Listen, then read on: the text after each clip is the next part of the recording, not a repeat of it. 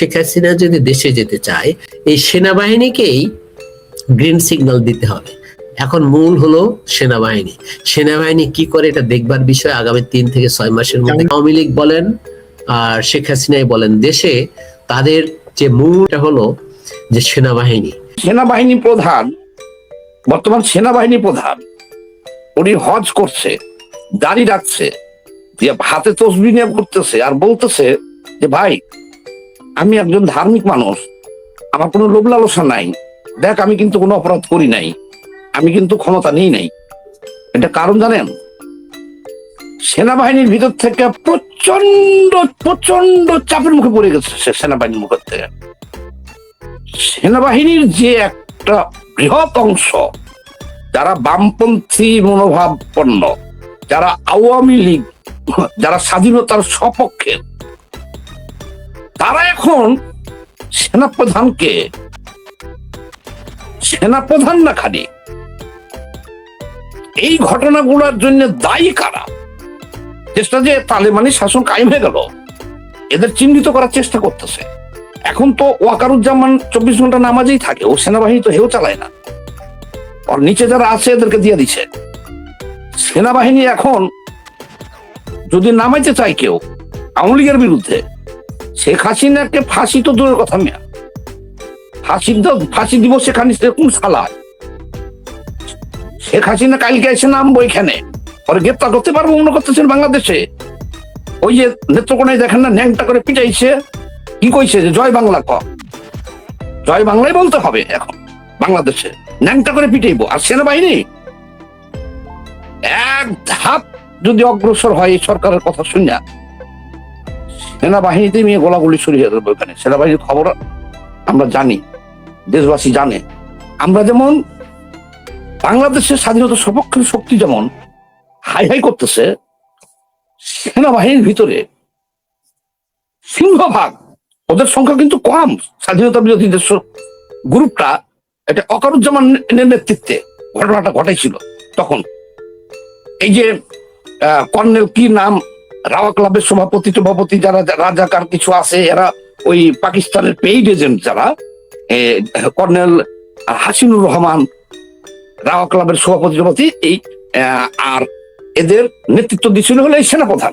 তো দেখেন তখনও কিন্তু সেনাবাহিনীর এই সিংহভাগ তারা হতভম্ব হয়ে গেছিল, তারাও জানতো না। কিন্তু তখন তো ইনি সুফি মানুষ সেনাপ্রধান বলছিল, যেটা দেশবাসীকে যেটা বুঝাইছিল, সেনাবাহিনী সেটি বুঝছিল, ওরাও বুঝতে পারে নাই। কিন্তু যখন ফাঁস হয়ে গেছে $1 বিলিয়ন কাহিনী, 29 মিলিয়নের, যখন দেশটা আমেরিকা লিখে দেওয়া হয়েছে, এখন সেনাবাহিনী তুমি মাথায় হাত ধরে বসে রয়েছে। এখন সেনাপ্রধান বা স্বাধীনতার বিপক্ষের যেগুলো আছে, কারণ এই দেশটা এখন কিন্তু জঙ্গিরা চালাইতেছে। এখন তারেক রহমান না, আমি প্রমাণ দিয়ে দিতেছি আপনারা। কাজেই শেখ হাসিনা বাংলাদেশে এখন আসলে, বললাম না আপনাকে যে গতকালকে সিচুয়েশন আজকে থাকে না, আমি বললাম তাকে গ্রেপ্তার করবে না কোনো পুলিশ, সিংহভাগ পুলিশ সেনাবাহিনী এমনি তার পক্ষে, আর বাকিগুলো তাকে গ্রেপ্তার করবে না। আর এটা সম্ভবই না বাংলাদেশের এখন যেটা পরিবেশ পরিস্থিতি। সেনাবাহিনী, হ্যাঁ, জনগণ যদি নেমে পড়ে রাস্তায়, সেনাবাহিনী তখন তাদেরকে কোন রকম বাধা সৃষ্টি করে মানে সফলতা অর্জন করতে পারবে না। কিন্তু জনগণ যেটা হচ্ছে যে মাঠে নামার জন্য সময় দরকার, কারণ সময় দরকার, এই জন্য তাদের মনোবল দরকার, মানসিক শক্তি দরকার। বাংলাদেশের জাতির পিতা বঙ্গবন্ধু তো বলেছিলেন যে 7.5 কোটি বাঙালিকে দাবায় রাখতে পারবা না। দেখছেন তো যে 71 সালে একজন প্রশিক্ষিত সেনাবাহিনী কি করুণ পরিণতি, আত্মসমর্পণ করে চলে যেতে হয়েছে। কিন্তু আমার প্রশ্ন হলো ওইখানে যে জনগণকে নামতে হবে, কখন নামবে? এই জন্য বলছি যে প্রথমে জনগণ আসুক, কিন্তু সেনাবাহিনীকে এখানে তার ভিতরেও যে একটা পক্ষপাতিত্ব আছে, যেমন বিএনপি সরকারকে রাখা, ইউনূসকে নিয়ে আসা, তারপরে হচ্ছে শেখ হাসিনাকে দেশ থেকে বিতাড়িত করা, এর পিছনে সেনাবাহিনীর যে ভূমিকা ছিল, এই কথাটা আমি বলতে চেয়েছি। পাশাপাশি দেখুন, আমি উদাহরণ দিচ্ছি পাকিস্তানের জনগণ ভুট্টোর পক্ষেই ছিল, কিন্তু ভুট্টোর পক্ষে ছিল, কিন্তু পাশাপাশি আবার বিভিন্ন দেশও বহির্বিশ্ব ভুট্টোর পক্ষে ছিল, কিন্তু সেনাবাহিনী জিয়াউল হক তাকে ফাঁসি দিছে। এবং শেখ হাসিনার কথা বলছি, শেখ হাসিনা যদি শুধু জনগণের কথা শুনে যদি দেশে যান, ওনার নিরাপত্তা জনগণ দিতে ব্যর্থ হবেন।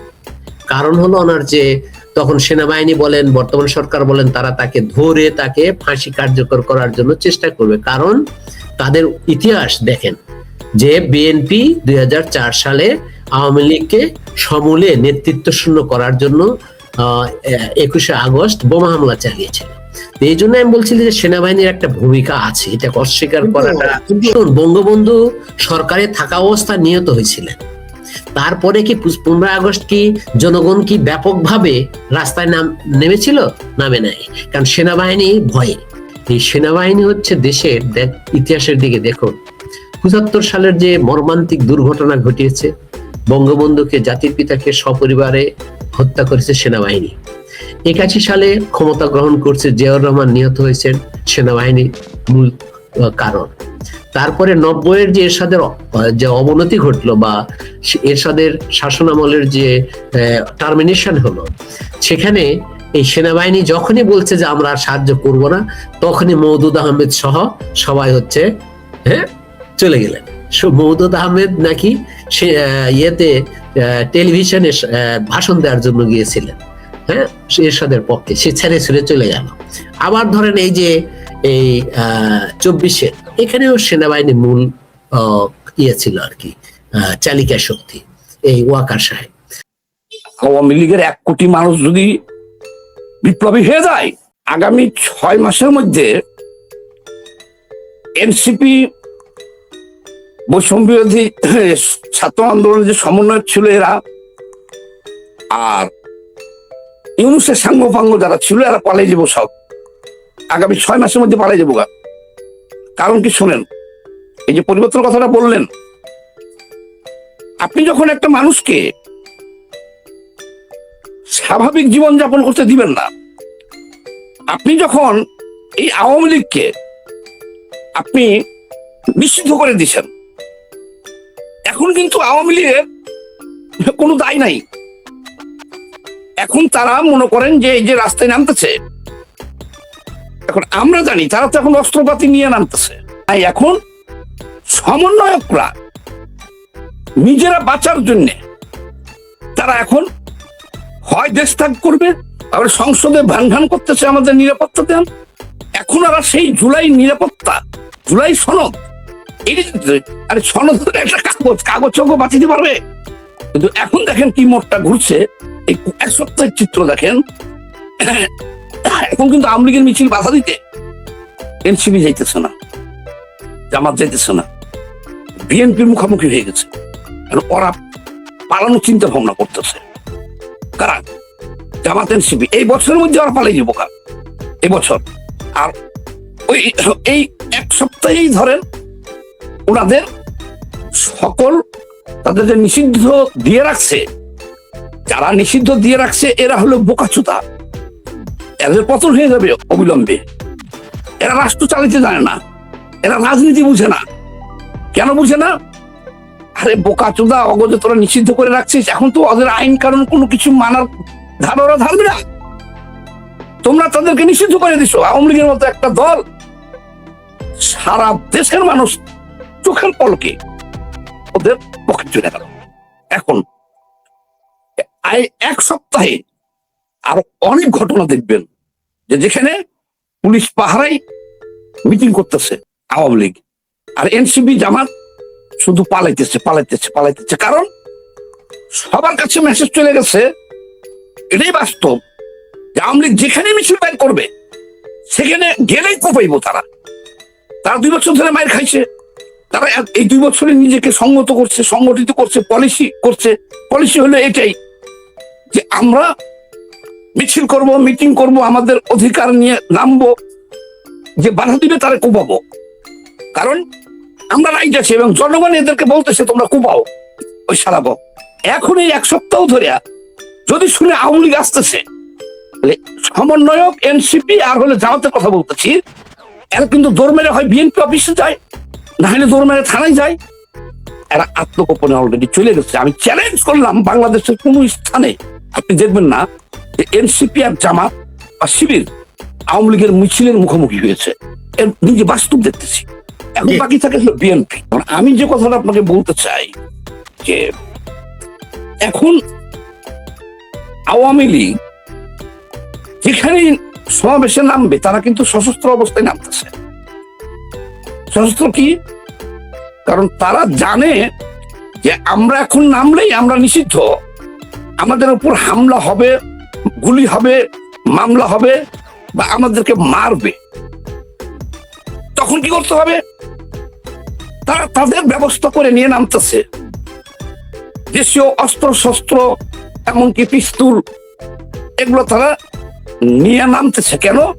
তারা তো জানেই নামলে মারবে, তাদের বাঁচতে হবে। এখন দেশটা ৭১-এর মতো সশস্ত্র সংগ্রামের দিকে যাইতেছে। কেন যাইতেছে? আপনি যদি আওয়ামী লীগকে রাজনীতি করতে দেন, তাদের যে পলিটিক্যাল রাইটস আছে সেই অধিকার যদি পালন করতে দেন, তখন তারা যদি মিছিলে নামে, তাদেরকে কিন্তু তাদের এই আইন কানুন মাইনে করতে হবে, গণতান্ত্রিক আইন কানুন মাইনে তাদের রাজনীতি করতে হবে। ১৭৩ দিন হরতাল করছিল আওয়ামী লীগ। কি হয়েছে? সরকার কি পরিবর্তন হয়ে গেছিল? কেন? যখন তারা তাদের গণতান্ত্রিক অধিকার নিয়ে রাজনীতি করবে, তখন কিন্তু রাস্তায় নামলেই আগুন দেওয়া, মেসাকার করা, এগুলো করার কিন্তু ক্ষমতা থাকে না। কিন্তু যখন তো আপনি নিষিদ্ধ করে রাখছেন, এখনো তো তাদের কোনো দায় নাই। এখন তারা নামবে, আপনার বাধা দিলে তারা প্রতিরোধ করবে, গুলি করবে, কোপাইবে, যেভাবে তাদের জীবন বাঁচানো দরকার তারা সেভাবে বাঁচাবে। তখন দেশের জনগণ কিন্তু তাদেরকে সমর্থন দিবে। এখন আওয়ামী লীগ নিষিদ্ধ, আওয়ামী লীগ মিছিল বের করবে, গাড়ি পোড়াবে, তাদের ধরতে গেলে, মারতে গেলে তারা প্রতিরোধ করবে, পাল্টা হামলা চালাবে বা ডাইরেক্ট হামলা চালাবে তারা। এতে হবে কি? পুরা দেশের মানুষ কিন্তু দোষ আওয়ামী লীগকে দিবে না। দোষ দিবে কাকে? যারা মারতে গেছে, যারা নিষিদ্ধ করে রাখছে তাদেরকে। তার কারণ হলো এটাই যে আপনি তো তাকে নিষিদ্ধ করে রাখছেন, এখন তারা আইন কানুন মানতে বাধ্য না। আর যখন আপনি তাকে সুযোগ, মানে তার গণতান্ত্রিক অধিকার ফিরিয়ে দিবেন, তখনই তারা বিপদে পড়বে। তখন কিন্তু রাজনীতি করতে গেলে তখন কিন্তু উল্টাপাল্টা করতে পারবে না। সকল আইন কানুন মানেই তাদের রাজনীতি করতে হবে। তাহলে এখন যে কথাটা বলতেছেন, এখন আওয়ামী লীগের ওপর নিষেধাজ্ঞা আছে, কোথায় নিষেধাজ্ঞা আছে? এখন যেখানে বাড়ি হইতেছে সেখানেই তো মার খেতেছে। এখন আওয়ামী লীগকে বাধা দিতে যেখানে যাইতেছে, হোক বিএনপি হোক বৈষম্য, সেখানেই মার খেতেছে। দেশটা গৃহযুদ্ধের দিকে যাইতেছে। আচ্ছা শোনেন, লাল পতাকার লোক মাত্র কয়েক হাজার, এই যশোর কুষ্টিয়া আত্রাই, যশোর কুষ্টিয়া আত্রাই, খুলনা, নওগাঁ, আমাদের নাটক, গুরদাসপুর থানা প্রকাশ্য সরবরাহ লুট করে নিয়ে গেছে। দিনের বেলা আমরা দাঁড়ানো লাল পতাকা দিয়ে থানা। এইটাকে এই সামান্য কয়েক হাজার বিপ্লবীকে কন্ট্রোল করতে কোন সরকারই পারে নাই। কোন সরকার না, তাদের বিভিন্ন লোক দেখানো হয়েছে, চাকরি দিব, এই দিব, দিয়ে দিয়ে অনেককে আত্মসমর্পণ করাইছে সবগুলো সরকার। এই যে আমাদের এই এলাকার কথা আপনাকে বলি, আগে শুনলে যে আওয়ামী লীগ মুখখানে গোপন বৈঠক করতেছে, সাথে সাথে সমন্বয়ক একজন থাকলেও দৌড়ে যে ধাওয়া দিতে যাইতো, ধরতে যাইতো। কিন্তু এখন কিন্তু পরিস্থিতি চেঞ্জ হয়ে গেছে। চেঞ্জ হয়েছে কিভাবে আমি বলি আপনাকে। খাগড়াছড়িতে আওয়ামী লীগ মিটিং করতেছিল, কিছু বিএনপি কর্মী ভাইরা দৌড় দিয়ে গেছে ওখানে, যেহেতু গোপন মিটিং করছে যে মারধর করবে আর কি। তারা এমন প্রতিরোধ করছে, এমন পিটান পিটাইছে যে কারো হাত ভাঙছে, কারো মাথা ভাঙছে, ভেঙে তারা ফিরে আসছে খাগড়াছড়ি।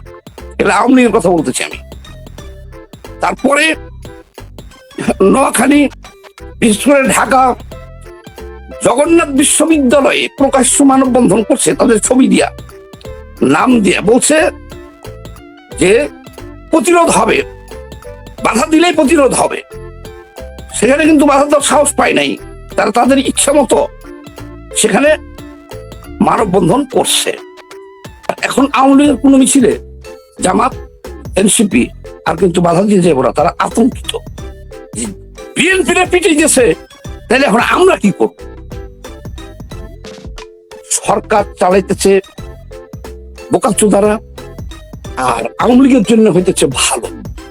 আওয়ামী লীগের এই আইন কানুন মারার কোনো দরকার নাই এখন, বা তারা মানবে না। কিন্তু জনগণ হলো বড় কথা, জনগণ তাকে সমর্থন দিতেছে।